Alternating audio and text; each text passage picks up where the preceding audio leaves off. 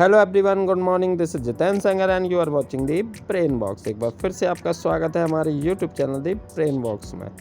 आज की स्टोरी है भोली। जी हाँ, एक भोली नामक लड़की की ये कहानी है। लेसन का नाम भी है भोली। इसकी हम कंप्लीट समरी इस वीडियो में कवर करेंगे। एक बहुत ही अच्छी सोशल थीम पर बेस्ड ये सामाजिक कुरीतियों पर और सामाजिक सोच में बदलाव को लेकर वुमेन एम्पावरमेंट को लेकर ये स्टोरी बनाई गई है। फुटप्रिंट्स विदाउट फीट की ये एक इम्पॉर्टेंट स्टोरी जो कि आपके वर्ग दोस्त सिलेबस का भी एक पार्ट है। तो चलिए दोस्तों, बिना देरी किए शुरू करते हैं ये मज़ेदार कहानी भोली।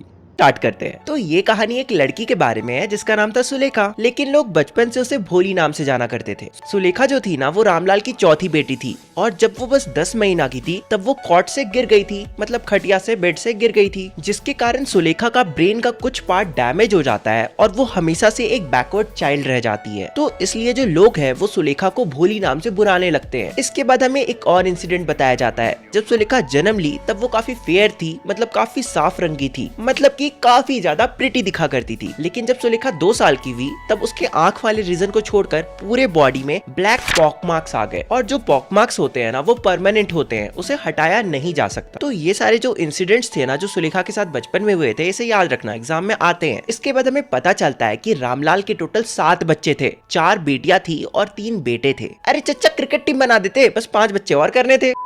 इसके बाद हमें आगे बताया जाता है कि जो रामलाल के बेटे थे ना, उन्हें तो स्कूल और कॉलेज दोनों भेजा जाता है, लेकिन उनकी जो बेटियां थी उन्हें स्कूल कॉलेज नहीं भेजा जाता है, बल्कि जैसे ही वो जवान होती है उनकी शादी करा दी जाती है। रामलाल की जो सबसे बड़ी बेटी थी उसका नाम था राधा और सबसे पहले उसी की शादी होती है। और दूसरी बेटी होती है मंगला, जिसका शादी ऑलमोस्ट फिक्स हो ही गया था और उसका शादी होने ही वाला था। और तीसरी बेटी थी चंपा, वो काफी सुंदर दिखती थी, हेल्दी भी थी, तो उसका भी शादी हो जाता। लेकिन रामलाल की जो चौथी बेटी थी, मतलब जो सुलेखा थी, जो भोली थी, उसके पूरे बॉडी में ब्लैक पॉक मार्क्स थे, मतलब वो गुड लुकिंग नहीं थी। और क्योंकि वो बचपन में कॉट से गिर गई थी और उसका ब्रेन का कुछ पार्ट डैमेज हो गया था, तो इसलिए वो अब इंटेलिजेंट भी नहीं थी। तो इसलिए भोली के पेरेंट्स को बहुत ज्यादा चिंता होता था कि इसका शादी कैसे होगा। इसके बाद हमें बताया जाता है कि जब भोली 7 साल की होती है तब मंगला का शादी करा दिया जाता है और उसी साल विलेज में एक प्राइमरी स्कूल भी खोला जाता है। अब मंगला की शादी में एक इंसिडेंट होता है, ध्यान से सुनना। तो मंगला की शादी में तहसीलदार साहब आते हैं और कहते हैं कि रामलाल, इधर सुनो,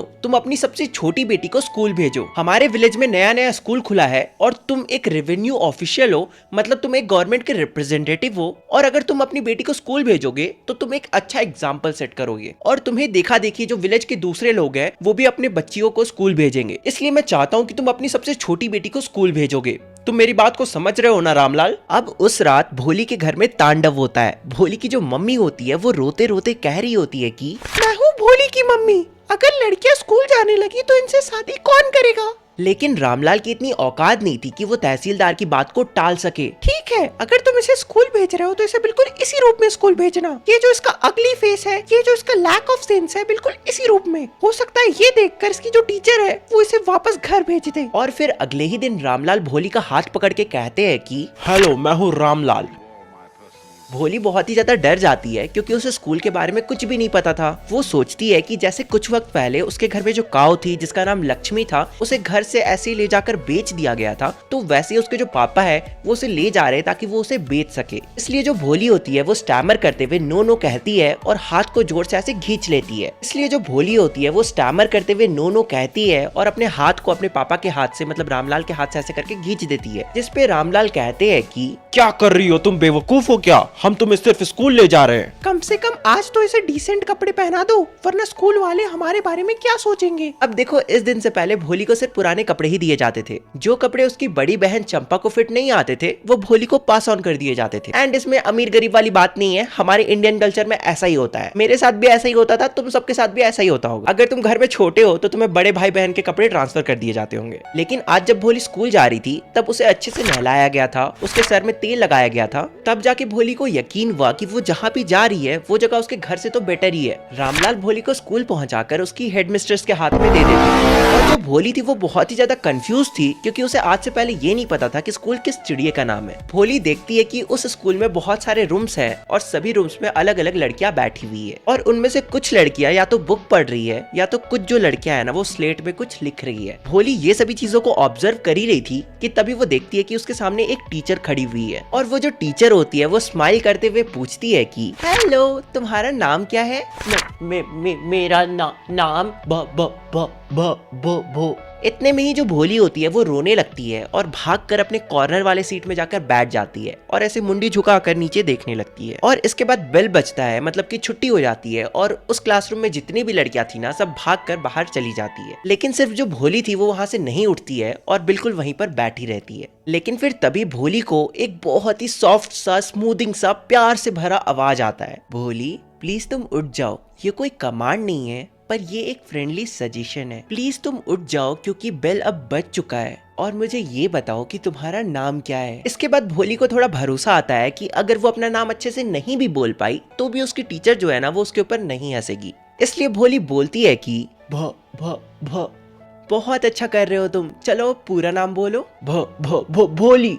इसके बाद भोली को अचीवमेंट जैसा फील होता है। वेल डन भोली। वैसे मैं तुम्हें एक बात बताऊं, अगर तुम अपने अंदर से फियर को हटा दोगे, डर को हटा दोगे, तो तुम बिल्कुल ऐसे बोल पाओगे जैसे नॉर्मली लोग बोलते हैं। इसके बाद जो भोली होती है वो टीचर की तरफ देखने लगती है और बिल्कुल ऐसा लग रहा था ना कि जैसे वो कहना चाहती हो, रियली?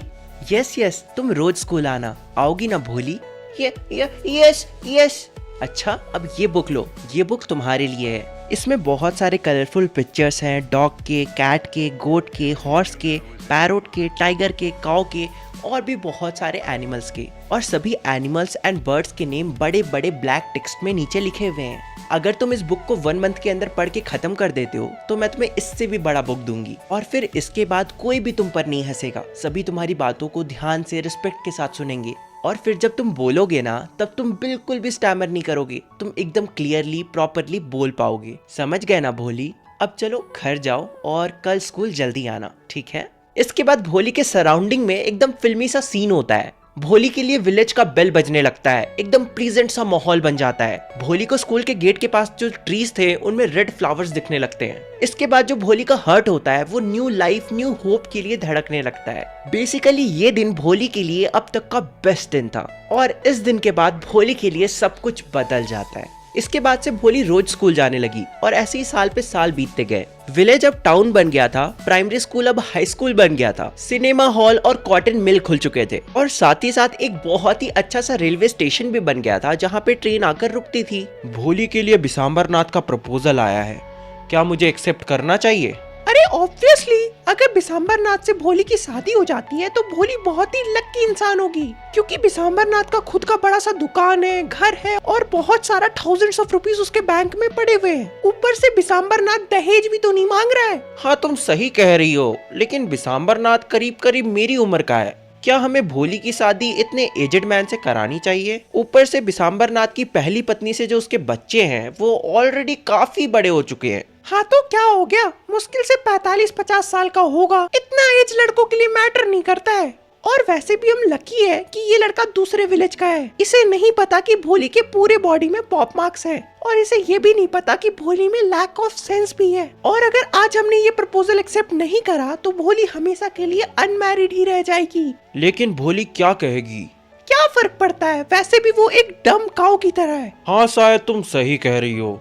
भोली ये सारी बातों को ध्यान से कोर्ट में बैठकर सुन रही थी। और अब आता है मैरिज का दिन। जो बिसाम्बरनाथ होता है वो अपने सारे फ्रेंड्स के साथ, रिलेटिव्स के साथ, एकदम ढोल बाजा बारात के साथ घोड़ी पर बैठ के आता है। रामलाल ये सब देखकर बहुत ज्यादा खुश थे, क्योंकि उन्होंने कभी इमेजिन भी नहीं किया था कि भोली की शादी इस तरह से होगी। लेकिन भोली की बड़ी बहनों को बहुत ज्यादा जलन हो रही थी, क्योंकि वो लोग चाहते थे कि उनकी भी शादी ऐसे ही होती। फिर वहाँ पे जो पंडित होते हैं वो बोलते हैं कि अब भोली को लेकर आइए, क्योंकि शादी का वक्त हो चुका है। इसके बाद भोली रेड सिल्क साड़ी पहनकर आती है, और उसका फेस जो था ना वो ढका हुआ था, मतलब उसने घूंघट डाला हुआ था। और फिर वो सीक्रेट फायर के बगल में बैठ जाती है। सीक्रेट फायर समझते हो ना, जिसके चारों तरफ 7 फेरे लेते हैं, तो उसी को सीक्रेट फायर बोलते हैं। इसके बाद जो बिसाम्बरनाथ का दोस्त होता है वो बोलता है कि चलो यार अब जल्दी से माला डाल दो। तो जो बिसाम्बर नाथ होता है वो येलो मैरीगोल्ड कलर का जो फ्लावर का माला होता है वो ऐसे उठाता है और डालने ही वाला होता है कि अचानक से एक वोमेन भोली का घूंघट पीछे से खींच देती है और इतने में भोली का फेस दिख जाता है। इसके बाद भोली जल्दी से अपने घूंघट को वापस डाल लेती है, लेकिन इतने में ही बिसाम्बर नाथ अपने दोस्त से कहता है, अरे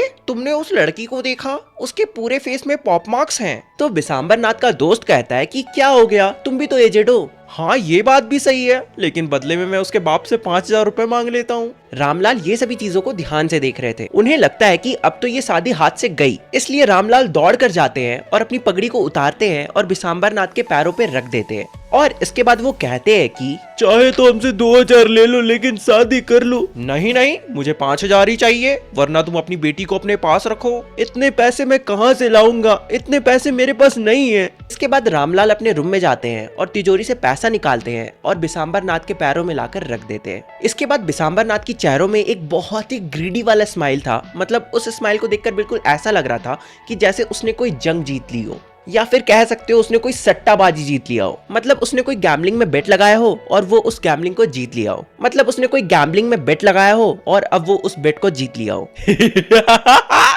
अब मुझे माला ला कर दो, जल्दी से मुझे माला डालना है।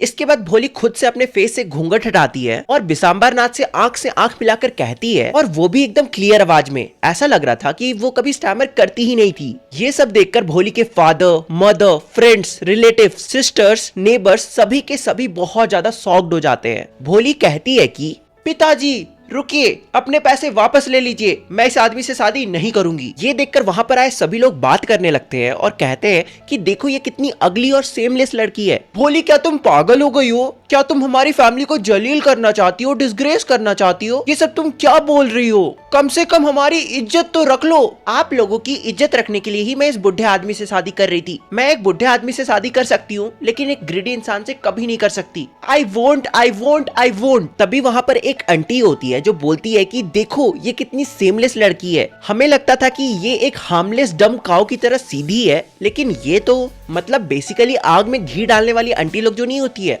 उसी में से एक ये औरत थी। लेकिन भोली को गुस्सा आ जाता है और वो आंटी को कहती है कि हाँ आंटी, आप लोग सही कह रहे हो। आप लोगों को लगा कि मैं एक डम काऊ हूँ, इसलिए तो आप सभी लोग मिलकर मुझे एक ग्रीडी हर्टलेस क्रिएचर के साथ शादी करवा रहे थे। और आज वही डम काऊ बोलने लग रही है जो कि कभी स्टैमर किया करती थी। तो आप लोग शॉक्ड हो गए हो क्या आंटी? आप और सुनना चाहोगी? इसके बाद बिसाम्बर नाथ और उसके साथ आए सभी लोग वहां से जल्दी जल्दी जाने लगते हैं। लेकिन जो बैंड्समैन होते हैं, मतलब जो ढोल बाजे बजाने वाले लोग होते हैं ना, वो लोग कंफ्यूज हो जाते हैं। उनको लगता है कि शादी अब खत्म हो गई है, इसलिए वो लोग एकदम ओपनिंग सेरेमनी वाला जो सॉन्ग होता है ना, वो बजाने लगते हैं। मतलब बेसिकली वो लोग ढोल बाजा बजाने लगते हैं। और फिर इसके कुछ ही देर बाद वहां से सभी लोग चले जाते हैं। भोली ये तुमने क्या किया? अब तुम्हारा क्या होगा? अब तुमसे शादी कौन करेगा? पिताजी आप बिल्कुल भी परेशान मत होइए, जब आप बूढ़े हो जाएंगे तब मैं आपकी सेवा करूंगी, आपको सर्व करूंगी। और मम्मी मैं आपकी भी सेवा करूंगी, और तब तक मैं उसी स्कूल में पढ़ाऊंगी जिस स्कूल में मैं खुद पढ़ा करती थी। मैं सही कह रही हूँ ना मैम?